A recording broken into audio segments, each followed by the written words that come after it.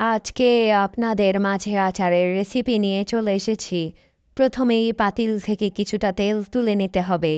এরপর বোম্বাই মরিচ আর শুকনা মরিচ মুখে ডলে তার মধ্যে হলুদ গুঁড়ো মরিচ গুঁড়ো দিয়ে যখন বুঝতে পারবেন না কি করতে হবে, তখনই আদা বাটা দিয়ে দিবেন।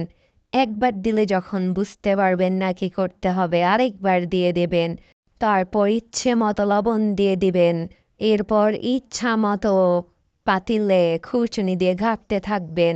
তারপর যখন মনে হবে লবণ বেশি পড়ে গেছে, একটু চিনি দিয়ে দিবেন। এরপর দিয়ে দিবেন ধুইনা গুঁড়া।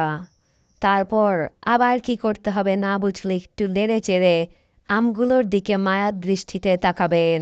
এরপর আমগুলো আস্তে টকবগে গরম তেলের মধ্যে ঢেলে দিবেন। যখন দেখবেন আম শেষ হচ্ছে না, ঘাবড়াবেন না, কারণ আপনি এক গাদা আম নিয়ে এই আচার বানাতে এসেছেন।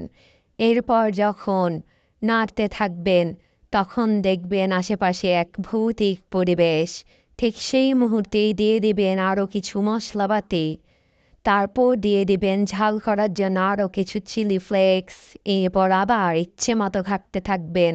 এরপর দোকান থেকে যেই পানি আপনারা সিরকা নামে কিনে নিয়ে আসেন, তা কিছুটা পরিমাণ ঢেলে দিবেন, যেন আচার নষ্ট না হয়।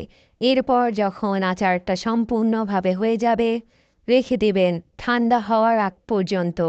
ঠান্ডা হলেই আস্তে করে কাচের বয়মে তুলে নেবেন, যেন আশেপাশে কেউ দেখতে না পারে, কারণ আশেপাশের মানুষ দেখলেই এই লোভনীয় আচার কেড়ে নিয়ে যাবে। সো সাবধান, বয়মগুলোকে এখন খাটের চিপায়, আলমারিতে এবং সিক্রেট জায়গাগুলোতে লুকিয়ে রাখুন।